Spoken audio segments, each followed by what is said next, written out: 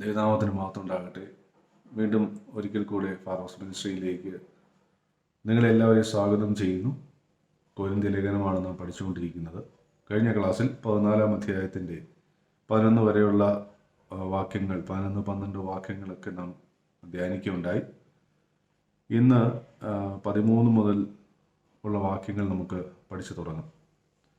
അതുകൊണ്ട് അന്യഭാഷയിൽ സംസാരിക്കുന്നവൻ വ്യാഖ്യാനവരത്തിനായി പ്രാർത്ഥിക്കട്ടെ. അപ്പോൾ അന്യഭാഷയെക്കുറിച്ചും അന്യഭാഷകളെക്കുറിച്ചും ഒക്കെയാണ് നാം കഴിഞ്ഞ ക്ലാസ്സിൽ ചിന്തിച്ചത്. ഒരുവൻ പബ്ലിക്കായിട്ട് സഭയിൽ, ചർച്ചിൽ കുറേ ജനങ്ങളോട് അന്യഭാഷയിൽ സംസാരിക്കാൻ ആഗ്രഹിക്കുന്നുണ്ടെങ്കിൽ, മറ്റൊരു ഭാഷയിൽ, മറുഭാഷയിൽ സംസാരിക്കാൻ ആഗ്രഹിക്കുന്നുണ്ടെങ്കിൽ, ഇവിടെ പരിശുദ്ധാത്മാവ് വ്യക്തമായി പറയുകയാണ്, അയാൾ വ്യാഖ്യാനവരത്തിനായി പ്രാർത്ഥിക്കട്ടെ. അല്ലെങ്കിൽ അങ്ങനെ മറ്റൊരു ഭാഷയിൽ സംസാരിക്കുന്നത് കൊണ്ട് സഭയ്ക്ക് പ്രയോജനം ഉണ്ടാകുന്നില്ല. അതുകൊണ്ടാണ് അടുത്ത വാക്യം പറയുന്നത്, ഒരുവൻ അന്യഭാഷയിൽ പ്രാർത്ഥിക്കുന്നുവെങ്കിൽ എൻ്റെ ആത്മാവ് പ്രാർത്ഥിക്കുന്നു, എൻ്റെ ബുദ്ധിയോ അഫലമായിരിക്കുന്നു. ആകയാൽ എന്ത്? ഞാൻ ആത്മാവ് കൊണ്ട് പ്രാർത്ഥിക്കും, ബുദ്ധി കൊണ്ട് പ്രാർത്ഥിക്കും. ആത്മാവ് കൊണ്ട് പാടും, ബുദ്ധി കൊണ്ട് പാടും. അല്ല, നീ ആത്മാവ് കൊണ്ട് സ്തോത്രം ചൊല്ലിയാൽ ആത്മവരമില്ലാത്തവൻ നീ പറയുന്നത് തിരിയാതിരിക്കെ നിന്റെ സ്തോത്രത്തിന് എങ്ങനെ ആമേൻ പറയും? അപ്പോൾ ഇവിടെ ഇതാണ് വിഷയം. നിങ്ങൾ ആത്മാവിൽ ആണ് അന്യഭാഷയിൽ സംസാരിക്കുന്നത്. അല്ലാതെ ആത്മാവില്ലാതെ നിങ്ങൾക്കത് സാധ്യമാകത്തില്ല. നിങ്ങൾ ഇന്നുവരെ അറിയാത്തൊരു ഭാഷയിൽ നിങ്ങൾ സ്വർഗീയ മർമ്മങ്ങൾ സംസാരിക്കണമെന്നുണ്ടെങ്കിൽ പരിശുദ്ധാത്മാവിൻ്റെ സഹായം കൂടി തീരും. അപ്പോൾ ആത്മാവിൽ നിങ്ങൾ അങ്ങനെ അന്യഭാഷയിൽ സംസാരിക്കുമ്പോൾ ആത്മവരമില്ലാത്ത ഒരുവൻ എങ്ങനെ അതിനെ ഊവ എന്ന്, അതിനെ ആമേൻ എന്ന്, അതങ്ങനെ തന്നെ എന്നെങ്ങനെ പറയാൻ കഴിയും? അതാണ് ഇവിടെ പൗലോസ് ചോദിക്കുന്നത്. ഞാൻ അന്യഭാഷയിൽ പ്രാർത്ഥിക്കുന്നു എങ്കിൽ എൻ്റെ ആത്മാവ് പ്രാർത്ഥിക്കുന്നു. അപ്പോൾ ആത്മാവിലുള്ള ഒരു പ്രാർത്ഥനയാണത്, അന്യഭാഷയിലുള്ള പ്രാർത്ഥന എന്ന് പറയുന്നത്. അപ്പോൾ എൻ്റെ ബുദ്ധി അഫലമായിരിക്കുന്നു, എൻ്റെ ബുദ്ധി ആ സമയത്ത് പ്രവർത്തനരഹിതമായിരിക്കുന്നു. അല്ലെങ്കിൽ എൻ്റെ ബുദ്ധിയിൽ എനിക്ക് അത് എന്താണെന്ന് അറിയാൻ കഴിയുന്നില്ല. അതെൻ്റെ ആത്മാവിന് മാത്രമേ അറിയാൻ കഴിയുന്നുള്ളൂ. അതുകൊണ്ട് എന്താണ്, ഞാൻ ആത്മാവ് കൊണ്ട് പ്രാർത്ഥിക്കും. ആത്മാവിൽ പ്രാർത്ഥിക്കാൻ എനിക്കറിയാം, അതുപോലെ ബുദ്ധിയിൽ പ്രാർത്ഥിക്കാനും എനിക്കറിയാം, ആത്മാവിൽ പാടാനും എനിക്കറിയാം, ആത്മാവിൽ ബുദ്ധി കൊണ്ട് പാടാനും എനിക്കറിയാം. അപ്പോൾ ആത്മാവിലും ബുദ്ധിയിലുള്ള പാട്ടും പ്രാർത്ഥനയെക്കുറിച്ച് പൗലോസോട് പറയുക. എന്നാൽ ഇതെല്ലാം നല്ലത് തന്നെ. ബുദ്ധിയിൽ പ്രാർത്ഥിക്കുന്നതിനേക്കാൾ, ബുദ്ധിയിൽ പാടുന്നതിനേക്കാൾ ഒക്കെ നല്ലതാണ് ആത്മാവിൽ പാടുകയും പ്രാർത്ഥിക്കുകയും ഒക്കെ ചെയ്യുന്നത്. എന്നാൽ ആത്മവരമില്ലാത്ത ഒരുവൻ അതെങ്ങനെ മനസ്സിലാവും? അതുകൊണ്ടാണ് പറയുന്നത്, പബ്ലിക്കായിട്ട് നീ പ്രാർത്ഥിക്കുമ്പോൾ, പബ്ലിക്കായി പാടുമ്പോൾ ബുദ്ധി കൊണ്ട് പാടുക, ബുദ്ധിയിൽ പ്രാർത്ഥിക്കുക. അപ്പോൾ ആത്മവരമില്ലാത്ത ഒരുവനും അതിന് ആമേൻ പറയാൻ കഴിയും. എന്നാൽ നിങ്ങളും ദൈവവും മാത്രമായിരിക്കുന്ന സമയത്ത്, നിങ്ങൾ ഒറ്റയ്ക്കായിരിക്കുന്ന സമയത്ത്, നിങ്ങളുടെ പേഴ്സണൽ പ്രേയറുകളിൽ നിങ്ങൾക്ക് ബുദ്ധിയിൽ പ്രാർത്ഥിക്കുന്നതിനേക്കാളും ഉപരിയായി ആത്മാവിൽ പ്രാർത്ഥിക്കാൻ കഴിയും. ബുദ്ധിയിൽ പാടുന്നതിനേക്കാളും എഫക്റ്റീവ് ആത്മാവിൽ പാടുന്നതാണ്. അവിടെ നിങ്ങൾക്കൊരു ആത്മീയ വർധനവുണ്ടാകുവാൻ ഇടയായിത്തീരും. അപ്പോൾ ഇവിടെ ആത്മാവിൽ പ്രാർത്ഥിക്കുന്നതിനെയും ആത്മാവിൽ പാടുന്നതിനെയും നന്നായി സ്തോത്രം ചൊല്ലുന്നു എന്നാണ് പറയുന്നത്. നീ നന്നായി സ്തോത്രം ചൊല്ലുന്നു, സത്യം. മറ്റവന് ആത്മീയ വർധനവ് വരുന്നില്ല താനും. അപ്പോൾ അന്യഭാഷ പറയുന്നതിനെ ആരും തടസ്സപ്പെടുത്തുന്നില്ല. അന്യഭാഷയിൽ പാടുന്നതിനെയോ പ്രാർത്ഥിക്കുന്നതിനെയോ ആരും തടയുന്നില്ല. ഒറ്റ കാര്യം മാത്രമാണ് പറയുന്നത്, നീ നന്നായി ചെയ്തു. നീ ഇത് ബുദ്ധിയിൽ പ്രാർത്ഥിക്കുന്നതിനേക്കാളും ആരാധിക്കുന്നതിനേക്കാളും ഒക്കെ നല്ലതാണ്. നന്നായിയാണ് സ്തോത്രം ചെയ്തത്. എന്നാൽ മറ്റവന്, ഇത് കേൾക്കുന്നവന് ആത്മീയമായി ഒരു വർധനവുണ്ടാകുന്നില്ല. അപ്പോൾ എന്തിനാണ് ഇത് പരസ്യമായി ചെയ്യുന്നത് എന്നാണ് ചോദ്യം. മറ്റൊരാൾക്ക്, കേൾവിക്കാരന് ആത്മീയ വർധനവ് വരുന്നില്ലെങ്കിൽ നീ പരസ്യമായി ആത്മീയമായി ആത്മാവിൽ പ്രാർത്ഥിക്കുകയോ ആത്മാവിൽ പാടുകയോ ചെയ്യുന്നത് കൊണ്ട് എന്താണ് പ്രയോജനം? പൗലോസ് പറയുക, നിങ്ങളെല്ലാവരിലും അധികം ഞാൻ അന്യഭാഷകളിൽ സംസാരിക്കുന്നത് കൊണ്ട് ഞാൻ ദൈവത്തെ സ്തുതിക്കുന്നു. നിങ്ങളെക്കാളും എല്ലാം അധികം, കൊരിന്ത്യ വിശ്വാസികളോട് പറയുക, നിങ്ങളെക്കാളും എല്ലാം അധികം ഞാൻ അന്യഭാഷകളിൽ സംസാരിക്കുന്നുണ്ട്. എങ്കിലും സഭയിൽ 10,000 വാക്ക് അന്യഭാഷയിൽ സംസാരിക്കുന്നതിനേക്കാൾ അധികം മറ്റുള്ളവരെയും പഠിപ്പിക്കേണ്ടതിന് ബുദ്ധി കൊണ്ട് 5 വാക്ക് പറയുവാൻ ഞാൻ ഇച്ഛിക്കുന്നു. ഇവിടെ വളരെ ക്ലിയറാണ്. ഇത് കൂടുതൽ ട്രാൻസ്ലേറ്റ് ചെയ്യേണ്ട ആവശ്യമോ അല്ലെങ്കിൽ അതിൻ്റെ ആഴങ്ങളിലോട്ട് ഇറങ്ങേണ്ട ആവശ്യമൊന്നുമില്ല. വളരെ ക്ലിയറായി തെളിവായി പൗലോസ് ഇവിടെ പറയുകയാണ്. സഭയിൽ വരുമ്പോൾ, ഒരു പൊതു മീറ്റിങ്ങിൽ വരുമ്പോൾ, അല്ലെങ്കിൽ കുറേ ആൾക്കാർ കൂടുന്നിടത്ത് വരുമ്പോൾ അന്യഭാഷയിൽ സംസാരിക്കുന്നതിനേക്കാളും 10,000 വാക്ക് അല്ലെങ്കിൽ മണിക്കൂറുകൾ അന്യഭാഷയിൽ സംസാരിക്കുന്നതിനേക്കാളും 10 മിനിറ്റ് ആണെങ്കിലും ശരി ബുദ്ധിയിൽ സംസാരിക്കാനാണ് ഞാൻ ആഗ്രഹിക്കുന്നത്. ഇതുകൊണ്ടാണ് നേരത്തെ പറഞ്ഞത്, നിങ്ങൾ ബുദ്ധിയിൽ ശിശുക്കൾ ആകരുത്, ബുദ്ധിയിൽ നിങ്ങൾ മുതിർന്നവരാകണം. മുതിർന്നവരെ പോലെ ചിന്തിക്കാൻ കഴിയണം. തിന്മയ്ക്ക് നിങ്ങൾ ശിശുക്കളാകുക, കുഴപ്പമില്ല. എന്നാൽ ബുദ്ധിയില്ലാത്ത അല്ലെങ്കിൽ പക്വത പ്രകടിപ്പിക്കാത്ത കുഞ്ഞുങ്ങളെ പോലെ ആത്മീയ കാര്യങ്ങൾ കൈകാര്യം ചെയ്യരുത്. സഭയിൽ 10,000 വാക്ക് അന്യഭാഷയിൽ സംസാരിക്കുന്നതിനേക്കാളും അധികം മറ്റുള്ളവരെ പഠിപ്പിക്കേണ്ടതിന്, മറ്റുള്ളവരുടെ ആത്മീക വർധനവിന് വേണ്ടി ഞാൻ 5 മിനിറ്റ് ആയാലും 5 വാക്കായാലും ബുദ്ധിയിൽ പറയുവാൻ ഞാൻ ആഗ്രഹിക്കുന്നു. സഹോദരന്മാരെ, ബുദ്ധിയിൽ കുഞ്ഞുങ്ങളാകരുത്, തിന്മയ്ക്ക് ശിശുക്കളായിരിക്കുവീൻ, ബുദ്ധിയിലോ മുതിർന്നവരാകുവീൻ. അപ്പോൾ ഈ പരസ്യമായിട്ടൊക്കെ അന്യഭാഷകളിലൊക്കെ ഇരുന്ന് സംസാരിക്കുന്നവരെ കുറിച്ചാണ് പറയുന്നത്. നിങ്ങൾ ബുദ്ധിയിൽ കുഞ്ഞുങ്ങളാകരുത്, കുഞ്ഞുങ്ങളെ പോലെ നിങ്ങൾ പെരുമാറരുത്. അന്യഭാഷയിൽ സംസാരിക്കുന്നത് നല്ലതാണ്, പ്രാർത്ഥിക്കുന്നത്, അന്യഭാഷയിൽ ആരാധിക്കുന്നതൊക്കെ നല്ലതാണ്. എന്നാൽ കുറച്ചും കൂടെ പക്വതയോടെ മുതിർന്നവരെ പോലെ പെരുമാറും. കാരണം മറ്റുള്ളവർക്ക് പ്രയോജനമില്ലെങ്കിൽ നിങ്ങളിത് പറയുന്നതുകൊണ്ട് എന്താണ് പ്രയോജനം? 21-ാമത്തെ വാക്യത്തിൽ പറയുന്നത്, അന്യഭാഷകളാലും അന്യന്മാരുടെ അധരങ്ങളാലും ഞാൻ ഈ ജനത്തോട് സംസാരിക്കും, എങ്കിലും അവർ എൻ്റെ വാക്ക് കേൾക്കുകയില്ല എന്ന് കർത്താവ് അരുളി ചെയ്യുന്നു എന്ന് ന്യായപ്രമാണത്തിൽ എഴുതിയിരിക്കുന്നു. അപ്പോൾ ന്യായപ്രമാണത്തിൽ, പഴയ നിയമത്തിൽ എഴുതിയിരിക്കുന്ന ഒരു കാര്യം ഇവിടെ പൗലോസ് ഉദ്ധരിക്കുകയാണ്. എന്താ പറയുന്നത്? അന്യഭാഷകളിൽ, അല്ലെ അന്യന്മാരുടെ അധരങ്ങളിൽ കൂടെ, മറ്റു പല ഭാഷകളിൽ കൂടെ, സ്വർഗീയ ഭാഷകളിലും അതുപോലെ തന്നെ മറ്റ് ഈ ലോകത്തിലുള്ള പല ഭാഷകളിൽ കൂടെയും ഞാൻ ഈ ജനത്തോട് സംസാരിക്കും, എന്നാലും അവർ എൻ്റെ വാക്ക് കേൾക്കുകയില്ല എന്ന് കർത്താവ് അരുളിച്ചെയ്തു. അപ്പോൾ ഇത് തന്നെയാണ് മർക്കോസിന്റെ മാളികയിൽ ദൈവത്തിന്റെ സാന്നിധ്യം ഇറങ്ങി വന്നപ്പോൾ, പരിശുദ്ധാത്മാവിന്റെ അഭിഷേകം അവിടെ നടന്നപ്പോൾ പെന്തക്കോസ് നാളിൽ സംഭവിച്ചത്.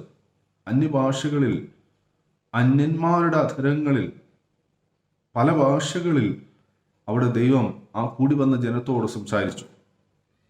അതിൽ യഹൂദന്മാരും ഉണ്ടായിരുന്നു, ജാതികളും ഉണ്ടായിരുന്നു. എന്നാൽ അവരോട് സംസാരിച്ചപ്പോൾ അവരതിനെ കൈക്കൊണ്ടില്ല. ഭൂരിപക്ഷം വരുന്ന ജനങ്ങളും അത് കൈക്കൊണ്ടില്ല. വളരെ കുറച്ച് ഒരു കൂട്ടം ആൾക്കാർ മാത്രമേ അത് സ്വീകരിച്ചുള്ളൂ. അവിടെ കൂടി വന്നവർ പലരും പറഞ്ഞത്, ഇവർ വീഞ്ഞു കുടിച്ചിരിക്കുകയാണ്, ഇവർ മത്തന്മാരായിരിക്കുകയാണ്, അങ്ങനെയാണ് അവരിത് സംസാരിക്കുന്നത്. അപ്പോൾ അവിടെ പറഞ്ഞത്, ഇവിടെ അതിന് ഒരു പൂർത്തീകരണം വരിക. ഞാൻ അന്യഭാഷകളിൽ ഈ ജനത്തോട് സംസാരിക്കും, എങ്കിലും അവർ എൻ്റെ വാക്ക് കേൾക്കുകയില്ല. ലിറ്ററലി അത് സംഭവിച്ചു. അതുകൊണ്ട് അന്യഭാഷകൾ അടയാളമായിരിക്കുന്നത് വിശ്വാസികൾക്കല്ല, അവിശ്വാസികൾക്കത്രേ. പ്രവചനമോ അവിശ്വാസികൾക്കല്ല, വിശ്വാസികൾക്ക് തന്നെ. സഭ ഒക്കെയും ഒരുമിച്ചു കൂടി എല്ലാവരും അന്യഭാഷകൾ സംസാരിക്കുന്നുവെങ്കിൽ ആത്മീക വരമില്ലാത്തവരോ അവിശ്വാസികളോ അകത്ത് വന്നാൽ നിങ്ങൾക്ക് ഭ്രാന്തുണ്ട് എന്ന് പറയുകയില്ലയോ? അപ്പോൾ ഇത് ആർക്കാണ് ഇതൊരു അടയാളമായിരിക്കുന്നത്? ഇത് വ്യക്തമായിട്ട് ഇവിടെ പറയുക, ഇത് അവിശ്വാസികൾക്കത്രേ ഇതൊരു അടയാളമായിരിക്കുന്നത്. പ്രവചനമോ അവിശ്വാസികൾക്കല്ല, വിശ്വാസികൾക്ക് തന്നെ. എന്താണ് അവിടെ പറയുന്നത്? സഭ ഒക്കെ ഒരുമിച്ച് കൂടി, വിശ്വാസികളായ ആൾക്കാരൊക്കെയും ഒരുമിച്ച് കൂടി എല്ലാവരും അന്യഭാഷയിൽ സംസാരിച്ചു കൊണ്ടിരിക്കുമ്പോൾ അവിശ്വാസിയായ ഒരുത്തൻ കയറി വരിക, ആത്മവരമില്ലാത്ത ഒരുവൻ കയറി വന്നാൽ ഇവർ ഈ പറയുന്ന എന്തെന്ന് അവർക്ക് മനസ്സിലാകത്തില്ല. അപ്പോൾ അവൻ പറയും, ഇവരെന്ത് ഭ്രാന്തായി പറയുന്നേ, കാരണം അവർക്ക് ഇത് മനസ്സിലാകുന്നില്ല. എന്നാൽ വിശ്വാസികൾക്ക് ഇത് ദൈവത്തിന്റെ വൻകാര്യങ്ങളാണ്, ദൈവത്തിന്റെ വൻകാര്യങ്ങൾ പ്രസ്താവിക്കുകയാണ്. അപ്പോൾ ഭ്രാന്തുണ്ട് എന്ന് പറയുകയില്ലയോ? എല്ലാവരും പ്രവചിക്കുന്നുവെങ്കിലോ അവിശ്വാസിയോ ആത്മവരമില്ലാത്തവനോ അകത്തു വന്നാൽ എല്ലാവരുടെയും വാക്കിനാലും അവന് പാപബോധം വരും, അവൻ എല്ലാവരാലും വിവേചിക്കപ്പെടും. എന്നാൽ പ്രവചനപരമാണെങ്കിൽ അവിശ്വാസിയായ ഒരുവൻ കയറി വരുന്നു, ആത്മവരമില്ലാത്ത ഒരുവൻ കയറി വരുന്നു. അവനത് മനസ്സിലാക്കാൻ ആത്മവരം വേണമെന്നില്ല. പ്രവചിക്കുന്നവൻ എന്ത് ചെയ്യുക? അവൻ ഈ വന്നവനെ വിവേചിക്കുക, അവന്റെ ആത്മാവിനെ വിവേചിക്കുക, അവന്റെ ഇന്നലകളെ, അവന്റെ ഇന്നിനെ, അവന്റെ നാളെ അവനോട് പറയുക. അപ്പോൾ അവിടെ എന്താ സംഭവിക്കുന്നത്? അവന് പാപബോധം വരും. കാരണം അവന്റെ പാപത്തെക്കുറിച്ചായിരിക്കാം പറയുന്നത്, അവന്റെ മേലുള്ള പിശാചിന്റെ നിയന്ത്രണങ്ങളെ കുറിച്ചായിരിക്കാം പറയുന്നത്, അവന്റെ തകർച്ചകളെ കുറിച്ചോ വീഴ്ചകളെ കുറിച്ചോ ഒക്കെ ആയിരിക്കാം പറയുന്നത്. അപ്പോൾ അവന് പാപബോധം വരും. കാരണം ഇതാരും അറിയാത്ത കാര്യമായിരിക്കാം, ഈ വ്യക്തിക്ക് മാത്രം അറിയാവുന്ന കാര്യമായിരിക്കാം. അത് ഒരുവൻ വിവേചിച്ച് വിളിച്ചു പറയുമ്പോൾ അവന് പാപബോധം വരും, അവൻ എല്ലാവരാലും വിവേചിക്കപ്പെടും, അവന്റെ ഹൃദയ രഹസ്യങ്ങളും വെളിപ്പെട്ടു വരും. അങ്ങനെ അവൻ കവിണ്ണു വീണ് ദൈവം വാസ്തവമായി നിങ്ങളുടെ ഇടയിലുണ്ട് എന്ന് ഏറ്റുപറഞ്ഞ് ദൈവത്തെ നമസ്കരിക്കും. അതുകൊണ്ടാണ് ഈ അധ്യായം തുടങ്ങിയപ്പോൾ തന്നെ പൗലോസ് പറഞ്ഞത്, ആത്മീക വരങ്ങളും വിശേഷാൽ പ്രവചനപരവും വാഞ്ചിക്കുവിൻ. കാരണം പ്രവചനപരത്തിന് നമുക്ക് ആരുമായിട്ടും ആത്മവരം ഉള്ളവനോ ആത്മവരമില്ലാത്തവനോ വിശ്വാസിയോ അവിശ്വാസിയോ എന്ന് വ്യത്യാസമില്ലാതെ ആരോടും നമുക്ക് ആത്മാവിൽ ദൈവത്തിൻ്റെ വൻ കാര്യങ്ങളെ പ്രസ്താവിക്കാൻ കഴിയും, അവരെ വിവേചിക്കാൻ കഴിയും, അവിടെ വലിയ വ്യത്യാസങ്ങൾ ഉണ്ടാക്കാൻ കഴിയും. 26-ാമത്തെ വാക്യം, ആകയാൽ എന്ത് സഹോദരന്മാരെ, നിങ്ങൾ കൂടി വരുമ്പോൾ ഓരോരുത്തന് സങ്കീർത്തനമുണ്ട്, ഉപദേശമുണ്ട്, വെളിപ്പാടുണ്ട്, അന്യഭാഷയുണ്ട്, വ്യാഖ്യാനമുണ്ട്, സകലവും ആത്മീക വർധനയ്ക്കായി ഉതകട്ടെ.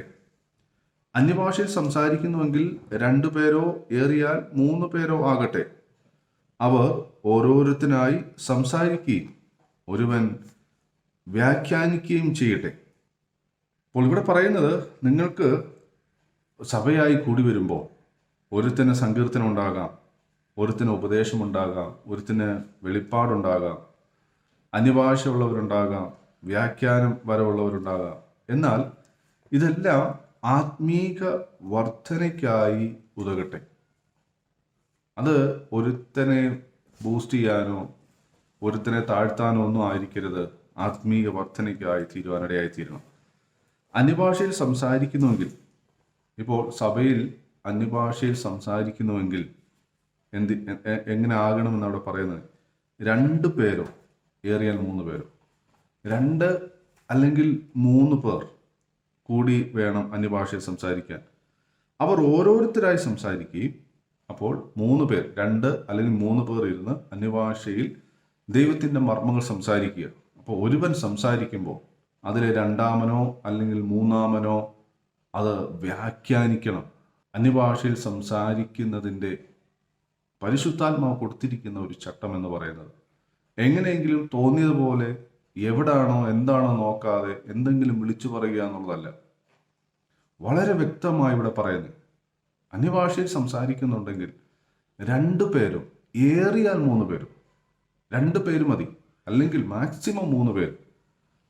അതിനപ്പുറം എന്ത് ചെയ്യരുത്, അന്യഭാഷയിൽ ഇരുന്ന് സംസാരിക്കരുത് എന്നാണ് പറയുന്നത്. അങ്ങനെ ആൾക്കാർ കൂടി സംസാരിച്ചാൽ പോലും അതിൽ വ്യാഖ്യാനം ഉണ്ടാകണം, മസ്റ്റായിട്ട്. അപ്പോൾ ഇവിടെ 3 പേർ, അതിൽ ഒരാൾ അന്യഭാഷയിൽ സംസാരിക്കുന്നു, മറ്റൊരാൾ അത് വ്യാഖ്യാനിക്കുന്നു. അത് ചിലപ്പോൾ 3ാമനുള്ള ഒരു ദൈവിക സന്ദേശമായിരിക്കാം. വ്യാഖ്യാനി ഇല്ലാതിരുന്നാൽ അന്യഭാഷക്കാരൻ സഭയിൽ മിണ്ടാതെ തന്നോടും ദൈവത്തോടും സംസാരിക്കട്ടെ. അപ്പോൾ അന്യഭാഷക്കാരൻ സഭയിൽ ഇരിക്കുമ്പോൾ അവന് സംസാരിക്കണമെന്നുണ്ടെങ്കിൽ ഒരു വ്യാഖ്യാനി ഉണ്ടാകണം. വ്യാഖ്യാനി ഇല്ലെങ്കിലോ അവൻ സഭയിൽ ഉറക്കെ അന്യഭാഷ പറയാൻ പാടില്ല എന്നാണ് പറയുന്നത്. അവൻ തന്നോട് തന്നെ ദൈവത്തോട് സംസാരിക്കട്ടെ. അപ്പോൾ അവന് അന്യഭാഷ വിലക്കുവാൻ പാടില്ല. അവൻ അന്യഭാഷ പറയേണ്ടെന്നല്ല, അവന് പറയാം. പക്ഷേ അത് തന്നോട് തന്നെ, മറ്റൊരുവനോടല്ല. എന്ന് പറഞ്ഞാൽ അടുത്തിരിക്കുന്ന ഒരാൾ കേൾക്കാതെ വണ്ണം നിങ്ങൾക്ക് അന്യഭാഷയിൽ പറയാം. നിങ്ങളോട് തന്നെ, അല്ലെങ്കിൽ ദൈവത്തോട് എന്നതുപോലെ. കാരണം ദൈവത്തോട് പറയുന്നതിന് ഉറക്കെ വിളിച്ചു പോകേണ്ട ആവശ്യമില്ല, നിങ്ങളോട് പറയുന്നതിന് ഉറക്കെ പറയേണ്ട ആവശ്യമില്ല. അപ്പോൾ വ്യാഖ്യാനി ഇല്ലെങ്കിൽ നിങ്ങളോടും ദൈവത്തോടും സംസാരിക്കട്ടെ, തന്നോട് തന്നെയും ദൈവത്തോടും സംസാരിക്കട്ടെ. പ്രവാചകന്മാർ 2-3 പേർ സംസാരിക്കുകയും മറ്റുള്ളവർ വിവേചിക്കുകയും ചെയ്യട്ടെ. ഈവൻ പ്രവാചകന്മാരാണെങ്കിൽ പോലും, പ്രവാചകന്മാർ അവർ പ്രവചിക്കുന്നു, എന്നാൽ അവിടെ പറയുക മറ്റുള്ളവർ അതിനെ വിവേചിക്കണം. ഇത് ശരിയായ സ്പിരിറ്റിൽ നിന്നുള്ളതാണോ? അത് അന്നു മുതലേ അത് പ്രാക്ടീസ് ചെയ്തിരുന്നു. പക്ഷെ ഇന്ന് നമുക്ക് അങ്ങനൊരു സംഭവമില്ല. പ്രവാചകന്മാർ എന്ന് പറയുന്നവർ എന്തും പ്രവചിക്കുന്നു, എന്തും പറയുന്നു. ദൈവാത്മാവ് എന്നോടത് പറഞ്ഞു എന്ന് പറഞ്ഞുകൊണ്ട് അവർ പറയുന്നു. ഇത് ഏത് ആത്മാവിലാണെന്നത് ആരും വിവേചിക്കുന്നില്ല. അതുകൊണ്ട് അതിൻ്റെ കോൺസിക്വൻസ് പലപ്പോഴും അനുഭവിക്കേണ്ടി വരുന്നു. ദൈവാത്മാവിലല്ലാതെ മാനുഷിക ബുദ്ധിയിൽ വിളിച്ചു പറയുന്ന പലതും വിശ്വാസികളെ ഏറ്റെടുത്തിട്ട് അതനുസരിച്ച് ചെയ്യുവാൻ ശ്രമിച്ച് പലപ്പോഴും പരാജയങ്ങൾ സംഭവിക്കുന്നു. അപ്പോൾ ആദിമസഭയിൽ ഇവിടെ അന്യഭാഷക്കാരനെ മാത്രമല്ല വിവേചിച്ചിരുന്നത്, പ്രവാചകന്മാരെ പോലും വിവേചിച്ചിരുന്നു. അവിടെ കൂടിയിരുന്നവർ, മറ്റുള്ളവർ വിവേചിച്ചിരുന്നു. ഇരിക്കുന്നവനായ മറ്റൊരുവിന് വെളിപ്പാടുണ്ടായാലോ ഒന്നാമൻ മിണ്ടാതിരിക്കട്ടെ. അപ്പോൾ കുറെ പേര് ഇരിക്കുമ്പോൾ അതിലൊരുവന് വെളിപ്പാടുണ്ടായി, അവൻ സംസാരിച്ചു. അപ്പോൾ മറ്റൊരുവൻ എന്ത് ചെയ്യണം? അവൻ മിണ്ടാതിരിക്കട്ടെ. കാരണം എല്ലാവരും കൂടെ കിടന്ന് ബഹളം ഉണ്ടാക്കരുത്. ഇതിന് ഓർഡറുണ്ട്. സഭയിലുള്ള ആത്മീകമായ കാര്യങ്ങൾക്കൊക്കെ ഒരു ഓർഡറുണ്ട്. അതാണ് ഇവിടെ പറയുന്നത്. എല്ലാവരും, ഒരുത്തൻ അന്യഭാഷയിൽ പറയുന്നു, വേറൊരുത്തൻ അവിടെ പ്രവചിക്കുന്നു, വേറൊരുത്തൻ പ്രബോധിപ്പിക്കുന്നു, വേറൊരുത്തൻ സങ്കീർത്തനം പറയുന്നു, വേറൊരുത്തൻ ആരാധിക്കുന്നു. ഇങ്ങനല്ല. പലപ്പോഴും പലയിടങ്ങളിൽ നമുക്ക് കാണാൻ കഴിയുന്ന കാര്യം, ഒരു ദൈവദാസൻ ശുശ്രൂഷിക്കുമ്പോൾ ആത്മാവിൽ ചിലപ്പോൾ മർമ്മങ്ങൾ വിളിച്ചു പറയുമ്പോൾ ഇത് കേട്ടിരിക്കുന്ന പലരും അതിനെ സ്വീകരിക്കുന്നതായിരിക്കാം. പക്ഷേ അവർ കൈയടിക്കുകയോ ബഹളം വയ്ക്കുകയോ ഒക്കെ ചെയ്യുമ്പോൾ ഇത് കേൾക്കുന്ന മറ്റുള്ളവർക്ക് ചിലപ്പോൾ അത് ബുദ്ധിമുട്ടായിരിക്കും. അല്ലെങ്കിൽ ഇത് പറയുന്ന ദൈവദാസന് അത് ബുദ്ധിമുട്ടായിരിക്കും. ആ കണ്ടിന്യൂറ്റി കിട്ടാതെ പോകാം. അതുകൊണ്ടാണ് അവിടെ പറഞ്ഞത്, ഇരിക്കുന്നവനായ മറ്റൊരുവൻ വെളിപ്പാടുണ്ടായാലോ ഒന്നാമത്തവൻ മിണ്ടാതിരിക്കട്ടെ. എല്ലാവരും പഠിക്കുവാനും എല്ലാവർക്കും പ്രബോധനം ലഭിക്കുവാനുമായി നിങ്ങൾക്ക് എല്ലാവർക്കും ഓരോരുത്തനായി പ്രവചിക്കാമല്ലോ. അപ്പോൾ ഇവിടെ വ്യക്തമാണ് പറയുകയാണ്, നിങ്ങൾക്ക് എല്ലാവർക്കും പ്രവചനപരം ഉണ്ടായിരിക്കാം, നിങ്ങൾക്ക് എല്ലാവർക്കും സങ്കീർത്തനവും അന്യഭാഷയൊക്കെ ഉണ്ടായിരിക്കാം. പക്ഷേ അത് എല്ലാവർക്കും പ്രബോധനം ലഭിക്കുവാൻ, നിങ്ങൾക്ക് എല്ലാവർക്കും പഠിക്കുവാൻ ഓരോരുത്തർക്കായി പ്രവചിക്കാമല്ലോ. എല്ലാവരും കിടന്ന് കൂടി അവനവന് തോന്നുന്നത് പോലെ, അവനവന് ലഭിക്കുന്നത് പോലെയുള്ള കാര്യങ്ങൾ വിളിച്ചു പറയേണ്ട ആവശ്യമില്ലല്ലോ. അപ്പോൾ ഇത് പറയണമെങ്കിൽ അന്ന് അവിടെ അങ്ങനെയൊക്കെ കാര്യങ്ങൾ നിലനിന്നിരുന്നു. അതുകൊണ്ടാണ് അതിനുള്ളൊരു മറുപടിയാണ്. ഇത് ലെറ്ററാണല്ലോ, കൊരിന്ത്യ സഭയ്ക്കുള്ള ലെറ്ററാണ്. അപ്പോൾ അവിടുത്തെ ഏതോ ഇഷ്യൂസ്, അതിനുള്ള പൗലോസിന്റെ, ദേവദാസന്റെ മറുപടിയാണിത്. അപ്പോൾ അവിടെ അങ്ങനെ ഒരു സിസ്റ്റം നിലനിന്നിട്ടുണ്ടായിരിക്കാം. അപ്പോൾ അതിനെതിരെ പൗലോസ് പറയുകയാണ്, നിങ്ങൾക്ക് എല്ലാവർക്കും പഠിക്കുവാൻ, നിങ്ങൾക്ക് എല്ലാവർക്കും പ്രബോധനം ലഭിക്കുവാൻ നിങ്ങൾ ഓരോരുത്തരായി പ്രവചിക്കുക, ഓരോരുത്തരായി അന്യഭാഷയിൽ പറ, വേർത്തരം വ്യാഖ്യാനിക്കുക. അല്ല, ഇതൊരു ആത്മീക വർധനം ഉണ്ടാകണം. സഭയ്ക്ക് കൂടി വരുന്നവർക്ക് ആത്മീക വർധനം ഉണ്ടാവണം. കൂടി വരുന്നവരെല്ലാം കൂടെ ബഹളം വെച്ച്, കാക്കക്കൂട്ടിൽ കല്ലെറിഞ്ഞ് ഉണ്ടാകുന്ന ബഹളം പോലെ കല്ലെറിഞ്ഞ് ശബ്ദമുണ്ടാക്കി ബഹളം ഉണ്ടാക്കി ആർക്കും ഒന്നും മനസ്സിലായില്ല, അങ്ങനെ പോകാൻ വേണ്ടിയുള്ളതല്ല സഭ. അതിനുവേണ്ടി അല്ല ദൈവം കൃപാവരങ്ങളെ നൽകിയത്. ഇത് വളരെ വ്യക്തമായി മനസ്സിലാക്കണം. ഇന്നത്തെ പെന്തക്കോസ്ത് സമൂഹത്തിൽ, സഭകളിൽ ഭൂരിപക്ഷവും കാണുന്ന ഒരു കാര്യമായി ഇതിനകത്തൊരു മാറ്റം ഉണ്ടാകണം. പ്രവാചകന്മാരുടെ ആത്മാക്കൾ പ്രവാചകന്മാർക്ക് കീഴടങ്ങിയിരിക്കുന്നു. നിങ്ങൾക്ക് ഓരോരുത്തർക്കായി പ്രവചിക്കാം. ഒരു പ്രവാചകന്റെ ആത്മാവ് പ്രവാചകന് കീഴടങ്ങിയിരിക്കുക എന്ന് പറഞ്ഞാൽ സുബോധമുണ്ട് എന്നർത്ഥം. ഒരു പ്രവചിക്കുന്നവന് സുബോധമുണ്ട്. അവന് വന്ന ആ ഒരു പ്രവചനം, ദൈവത്തിൻ്റെ ദൂത്, അത് അവന് നല്ല സുബോധത്തിൽ തന്നെ അവന് ഹോൾഡ് ചെയ്യാം. അവന് ഒരുവൻ പറഞ്ഞിരുന്നതിന് ശേഷം അവന് പറയാൻ കഴിയും. ദൈവം കലക്കത്തിൻ്റെ ദൈവമല്ല, സമാധാനത്തിൻ്റെ ദൈവമത്രേ. അടുത്തത് പ്രധാനപ്പെട്ട ഒരു വിഷയമാണ് സംസാരിക്കുന്നത്. വളരെ കൺഫ്യൂസ്ഡ് ആയിട്ടുള്ള, പലരും തെറ്റിദ്ധരിക്കപ്പെട്ടിട്ടുള്ള ഒരു വിഷയമാണ് സംസാരിക്കുന്നത്. അത് ഇത്രയും പറഞ്ഞ കാര്യങ്ങൾ മനസ്സിലായിട്ടുണ്ടെങ്കിൽ ആ ഒരു വിഷയം ഈസി ആയിട്ട് മനസ്സിലാക്കാവുന്നതേ ഉള്ളൂ. ഇവിടെ പറയുന്നത്, വിശുദ്ധന്മാരുടെ സർവ്വസഭകളിലും എന്ന പോലെ സ്ത്രീകൾ സഭായോഗങ്ങളിൽ മിണ്ടാതിരിക്കട്ടെ, ന്യായപ്രമാണവും പറയുന്നത് പോലെ ഇരിക്കുവാനല്ലാതെ സംസാരിക്കുവാൻ അവർക്ക് അനുവാദമില്ല. അവർ വല്ലതും പഠിക്കുവാൻ ഇച്ഛിക്കുന്നുവെങ്കിൽ വീട്ടിൽ വെച്ച് ഭർത്താക്കന്മാരോട് ചോദിച്ചു കൊള്ളട്ടെ. സ്ത്രീ സഭയിൽ സംസാരിക്കുന്നത് ഉചിതമല്ല, അനുചിതമല്ലോ. സ്ത്രീകൾക്ക് സഭയിൽ സംസാരിക്കാൻ പാടില്ലേ? സ്ത്രീകൾ സഭയിൽ മിണ്ടാതിരിക്കണോ? ഇത് കോംപ്ലിക്കേറ്റഡ് ആയിട്ടുള്ള വിഷയമാണ്. ഇത് പലർക്കും മനസ്സിലാകാതെ, ഇത് പലരും ലിറ്റററി അങ്ങനെ എടുത്തിട്ട്, ഈവൻ ദേവദാസന്മാർ ഉൾപ്പെടെ അങ്ങനെ എടുത്തിട്ട് സ്ത്രീകൾക്ക് സഭയിൽ മിണ്ടാൻ അനുവാദം കൊടുക്കാറില്ല. പലയിടത്തും പല സഭകളിലും സ്ത്രീകൾക്ക് സഭയിൽ മിണ്ടാൻ അനുവാദമില്ല. എന്നാൽ എന്താണ് ഇവിടെ അർത്ഥമാക്കുന്നത്? അതാണോ അതിൻ്റെ ശരിയായ അർത്ഥം? നമ്മൾ വായിക്കുന്നത് പോലെയാണോ? അതിനെ ലിറ്റററി അങ്ങനെ എടുക്കേണ്ട ആവശ്യമുണ്ടോ? സ്ത്രീകൾക്ക് സഭയിൽ മിണ്ടാൻ പാടില്ലേ? എന്താണ് വചനം പറയുന്നത്? അതിന് നിങ്ങൾ വേറെ എങ്ങും തിരയേണ്ട. കൊരിന്ത്യ ലേഖനത്തിൽ തന്നെ 1 കൊരിന്ത്യർ 11 അധ്യായത്തിൽ 5 വാക്യത്തിൽ ഇങ്ങനെ പറയുന്നു: മൂടുപടമില്ലാതെ പ്രാർത്ഥിക്കുകയോ പ്രവചിക്കുകയോ ചെയ്യുന്ന ഏതു സ്ത്രീയും തന്റെ തലയെ അപമാനിക്കുന്നു. വളരെ വ്യക്തമാണ് ഇവിടെ പറയുന്നത്. മൂടുപടമില്ലാതെ പ്രാർത്ഥിക്കുകയോ പ്രവചിക്കുകയോ ചെയ്യുന്ന സ്ത്രീ. അപ്പോൾ മൂടുപടം ഇട്ടുകൊണ്ട് പ്രാർത്ഥിക്കുകയോ പ്രവചിക്കുകയോ ചെയ്യാം. ഒരു സ്ത്രീ സഭയിൽ പ്രാർത്ഥിക്കുമ്പോൾ, ഒരു സ്ത്രീ സഭയിൽ പ്രവചിക്കുമ്പോൾ അവൾ മൂടുപടം ഇടണം. അതാണ് നിബന്ധന. ഇത് നമ്മൾ പഠിച്ചതാണ്. അപ്പോൾ ഇവിടെ ഇത് വ്യക്തമാണ്. സ്ത്രീകൾ സഭയിൽ മിണ്ടാതിരിക്കുന്നില്ല. അവർക്ക് പ്രാർത്ഥിക്കാനുള്ള അനുവാദം അന്നുണ്ടായിരുന്നു, പ്രവചിക്കാനുള്ള അനുവാദം അന്നുണ്ടായിരുന്നു. പിന്നെ എന്താ 14 അധ്യായത്തിലേക്ക് വരുമ്പോൾ പൗലോസ് പറയുന്നത്? അതാണ് നമ്മൾ മുകളിൽ വായിച്ചു വന്നത്. ഇരിക്കുന്നവനായ മറ്റൊരുവന് വെളിപ്പാടുണ്ടായാലോ ഒന്നാമത്തവൻ മിണ്ടാതിരിക്കട്ടെ. എല്ലാവരും പഠിക്കുവാനും എല്ലാവർക്കും പ്രബോധനം ലഭിക്കുവാനുമായി നിങ്ങൾക്ക് എല്ലാവർക്കും ഓരോരുത്തനായി പ്രവചിക്കാമല്ലോ. ദൈവം കലക്കത്തിന്റെ ദൈവമല്ല, സമാധാനത്തിന്റെ ദൈവമത്രേ. ഇതിനെ തുടർന്നാണ് പറയുന്നത്, വിശുദ്ധന്മാരുടെ സർവ്വസഭകളിലും എന്ന പോലെ സ്ത്രീകൾ സഭായോഗങ്ങൾ മിണ്ടാതിരിക്കട്ടെ എന്ന് പറയുന്നത്. അപ്പോൾ ഇവിടെ പറയുന്നു, ദൈവം കലക്കത്തിന്റെ ദൈവമല്ല. ഇപ്പോൾ നിങ്ങൾക്ക് എല്ലാവർക്കും, നിങ്ങൾക്ക് സങ്കീർത്തനമുണ്ട്, ഒരുത്തിന് പ്രബോധനമുണ്ട്, പ്രവചനമുണ്ട്, അന്യഭാഷയുണ്ട്, എല്ലാം ഉണ്ട്. പക്ഷെ ഇത് ആത്മീക വർധനയ്ക്കാകണം. എല്ലാവരും കൂടെ ഒരുമിച്ച് ഇതെല്ലാം കൂടെ എടുത്തിടുമ്പോൾ ഇത് എല്ലാവർക്കും പ്രബോധനം കിട്ടത്തില്ല, എല്ലാവർക്കും പഠിക്കാൻ കഴിയില്ല.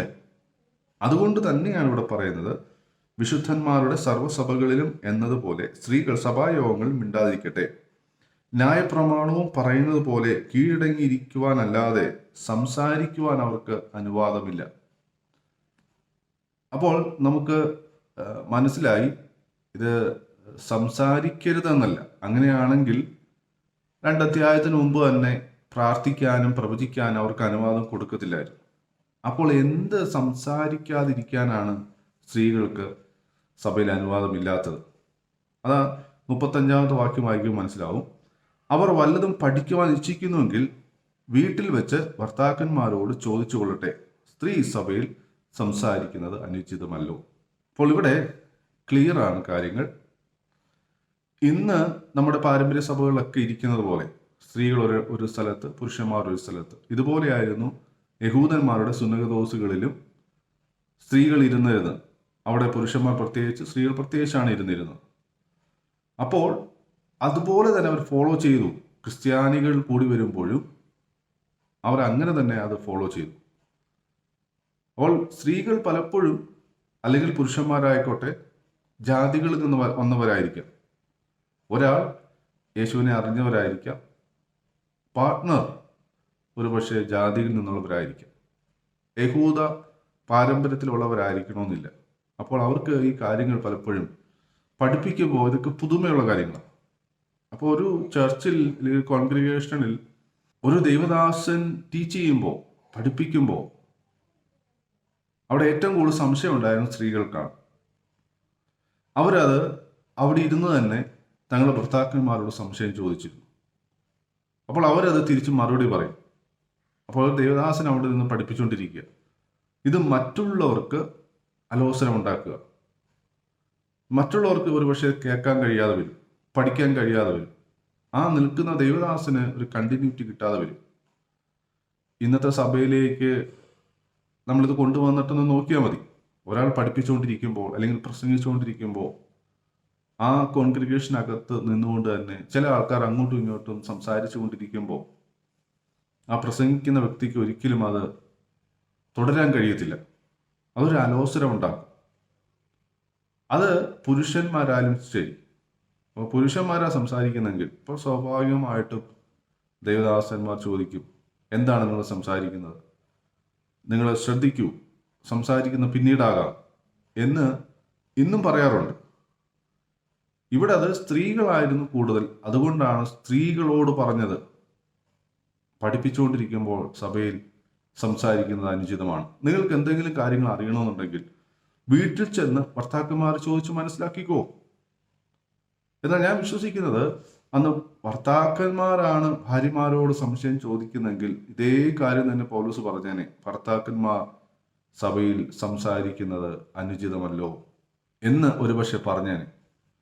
അത് സ്ത്രീകളായിരുന്നത് കൊണ്ട് സ്ത്രീകൾ എന്ന് പറഞ്ഞിരിക്കുന്നതേ ഉള്ളൂ.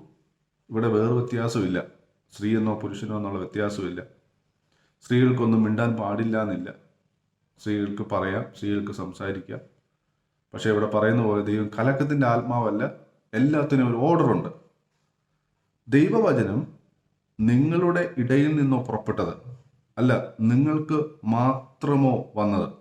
താൻ പ്രവാചകനെന്നോ ആത്മീകനെന്നോ ഒരുത്തിന് തോന്നുമെങ്കിൽ ഞാൻ നിങ്ങൾക്ക് എഴുതുന്നത് കർത്താവിൻ്റെ കൽപ്പനയാകുന്നു എന്ന് അവൻ അറിഞ്ഞുകൊള്ളട്ടെ. ഒരുവൻ അറിയുന്നില്ലെങ്കിൽ അവൻ അറിയാതിരിക്കട്ടെ. അതുകൊണ്ട് സഹോദരന്മാരെ, പ്രവചനവരം വാഞ്ചിക്കുവിൻ. അന്യഭാഷകളിൽ സംസാരിക്കുന്നത് വിലക്കിയും വരരുത്. സകലവും ഉചിതമായും ക്രമമായും നടക്കട്ടെ. ഇതാണ് അവിടുത്തെ വിഷയം. സകലവും ഉചിതമായും ക്രമമായും നടക്കണം. അതുകൊണ്ടാണ് ചോദിക്കുന്നത്, ദൈവവചനം നിങ്ങളുടെ ഇടയിൽ നിന്നാണ് വന്നത്? സ്ത്രീകളുടെ ഇടയിൽ നിന്നാണോ ദൈവവചനം വന്നത്? അല്ലെങ്കിൽ പുരുഷന്മാരുടെ ഇടയിൽ നിന്നാണോ ദൈവവചനം വന്നത്? ഇതൊന്നുമല്ല. നിങ്ങൾക്ക് മാത്രമായിട്ടോ അല്ല വന്നത്. അതുകൊണ്ട് സഹോദരന്മാരെ, പ്രവചനവരം വാഞ്ചിക്കുവിൻ. അന്യഭാഷകളിൽ സംസാരിക്കുന്നത് വിലക്കുകയും അരുത്. സകലവും ഉചിതവുമായും ക്രമമായും നടക്കട്ടെ. അപ്പോൾ അന്യഭാഷയിൽ സംസാരിക്കുന്നതിനെ വിലക്കേണ്ട ആവശ്യമില്ല. നമ്മളതാ പഠിച്ച് വന്നത്. അന്യഭാഷയിൽ സംസാരിക്കാം. അവൻ തന്നോട് തന്നെ ദൈവത്തോട് സംസാരിക്കാം. സഭയിൽ പൊതുവായി സംസാരിക്കുന്ന വ്യാഖ്യാനി വേണം. എല്ലാത്തിനും ഒരു ഓർഡർ വേണം. എല്ലാം ക്രമമായും ഉചിതമായും നടക്കണം. അതുമാത്രമാണ് ദൈവാത്മാവ് ഉദ്ദേശിക്കുന്നത്. ഇന്നും നമ്മെക്കുറിച്ചും ഇന്നത്തെ സഭകളെക്കുറിച്ചും ഒക്കെ ദൈവാത്മാവിൻ്റെ ഉദ്ദേശം അതാണ്. എല്ലാം ഉചിതമായും ക്രമമായും നടക്കുവാൻ പരിശുദ്ധാത്മാവ് നമ്മെ ഉദ്ബോധിപ്പിക്കുന്നു. ദൈവം നമ്മളെ സഹായിക്കട്ടെ. God bless you all.